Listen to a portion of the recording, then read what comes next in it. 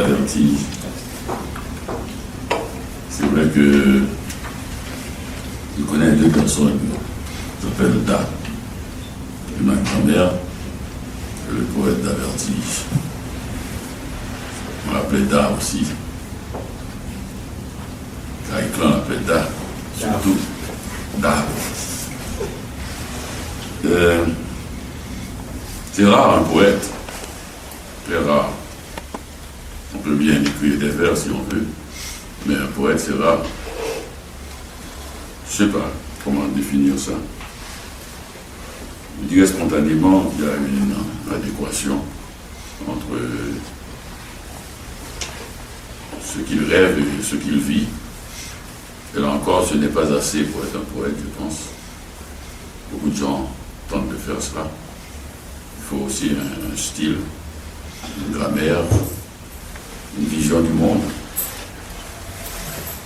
Et même là, ce n'est pas assez. Peut-être que c'est la toute fin qu'on devient poète. Ceux qui ont vu d'avertige au dernier moment, au moment crucial, où les choses se précisent, où Radiguet voit les anges attaquer l'armée de Dieu. Et bien d'avertige était resté poète, encore là. Donc c'est rare un poète. Il y a un cocktail de vertige, de solitude, d'élégance dans les moments difficiles. Et tout cela doit se retrouver dans les vers aussi. Il ne suffit pas d'une morale, d'une tenue. Il faut aussi qu'il y ait une poésie. On peut être bien. Il faut qu'il y ait aussi une poésie. On peut être très méchant et très grand poète. Il y a quelque chose qui est extrêmement touchant chez l'avertige aussi.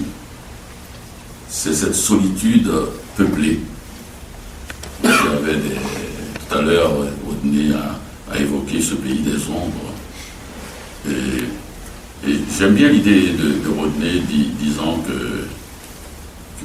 qui me rappelle une définition d'un enfant qui avait défini un écrivain tout court. Il a dit qu'un écrivain, c'est quelqu'un qui, après sa mort, va vivre à la campagne. Le lieu n'est pas défini. Je crois que pour les autres, le lieu de la mort est défini très clairement. Il y a la vie, après il y a la mort. Il y a des gens pour que ce lieu-là n'est pas très défini. Ils passent et ils s'en vont, apparition, disparition. On n'arrive pas à très bien saisir tout cela. C'est quand même étonnant et quand même admirable ce rapport entre les gens et les poètes. C'est-à-dire qu'on accepte cette chose-là, nous qui voulons tellement que personne n'ait aucun privilège soit placé au-dessus de nous. Mais quelque part, il y a des gens qu'on accepte, qui n'habitent pas dans le même univers que nous. Et qu'on accepte ça avec vraiment presque de la générosité. On trouve naturel la simple présence de l'avertige dans notre vie quotidienne est un miracle absolu. C'est vraiment rare et que quelqu'un nous apporte une telle sérénité. La dernière fois que j'ai vu l'avertige, il était venu chez moi accompagné de René Saint-Éloi, son éditeur et ami. On était en train de souper, on l'attendait, et quand j'ai ouvert la porte, j'ai vu un homme très amaigri. Il m'a fait peur. Un mort vivant. Il est rentré et puis 10 minutes plus tard, il n'était plus là, il était le poète d'avertige.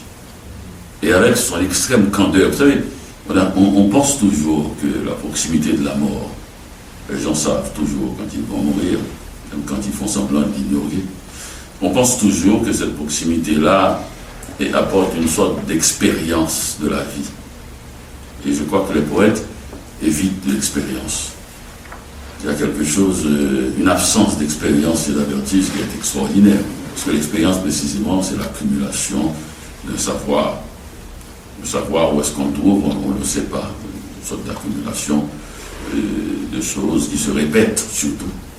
C'est une accumulation d'habitude de savoir.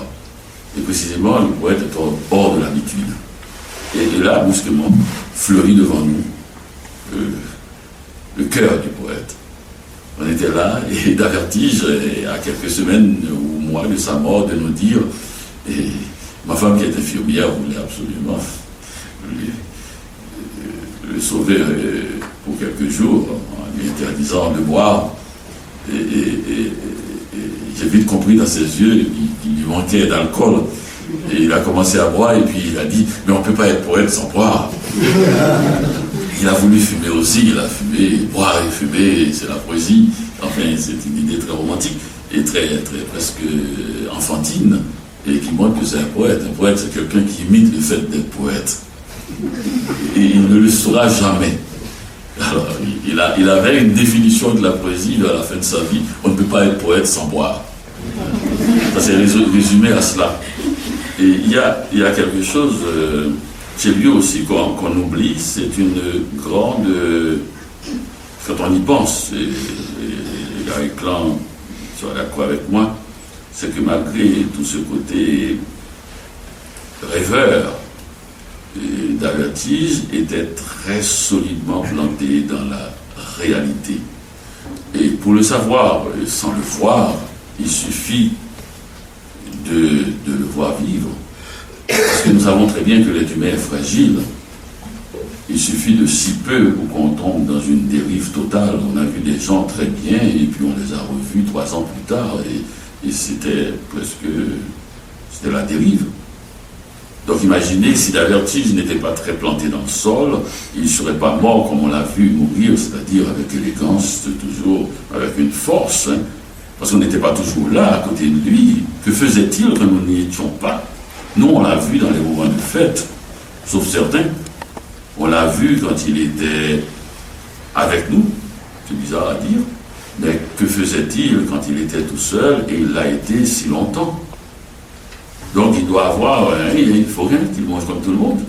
Il faut qu'il s'habille, il faut qu'il boive de l'eau quand il a soif.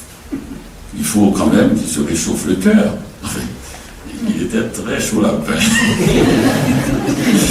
et il avait une technique qui était pas mal, que j'avais utilisée au début de mon adolescence aussi, qui marche toujours. Quand les jeunes filles ne vous aiment pas, contentez-vous de les aimer. Ah oui, ça marchait avec lui aussi. C'est-à-dire, à Petit Bois, on faisait cela, et on était, quelqu'un vous dit, ben, j'ai dit, on peut répondre, moi j'avais 4 amoureuses à Petit Bois, elles n'étaient pas au courant. Pas besoin de les mettre au courant non plus. J'avais dit, je pense, utilisait cette technique, mais il est plus actif que moi, malgré tout. On ne le sait pas, il est capable de poursuivre une jeune fille s'il l'aimait. Donc, il trouvait le moyen, comme pour assoiffer, hein, comme pour manger, il trouvait le moyen, là aussi, de se sustenter avec, en mêlant rêve et réalité. Et puis, il avait des amis parce qu'il provoquait beaucoup d'émotions chez les gens. René Saint-Éloi a parlé tout à l'heure de cette émotion qu'il habitait parce que, brusquement, il sentait non seulement dans la nature, dans sa façon d'être, et dans sa poésie aussi, qu'il y avait là quelqu'un qu'on ne peut pas définir, et qu'il pouvait se passer quelque chose en sa présence. Je crois qu'il y a quelque chose chez le poète qui est ce qu'on pourrait appeler une présence au monde. Il y a quelque chose qu'on ne peut pas définir. L'empereur Adrien parlait de cela aussi, il disait cette chose qui aimait à arriver. Il n'arrivait pas à dire c'est quoi. Qu'est-ce que c'est cette chose qui aimait à arriver, qui apparaissait. Et je crois qu'il y a un poème de Byron ou Byron qui disait cela. Quelque chose comme ça. Ce matin, j'ai croisé Cholet, il m'a salué, je l'ai salué comme c'est étrange.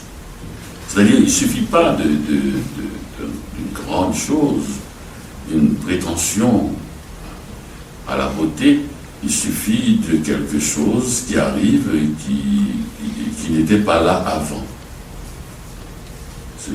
Les enfants peuvent voir ça, ils voient les fantômes.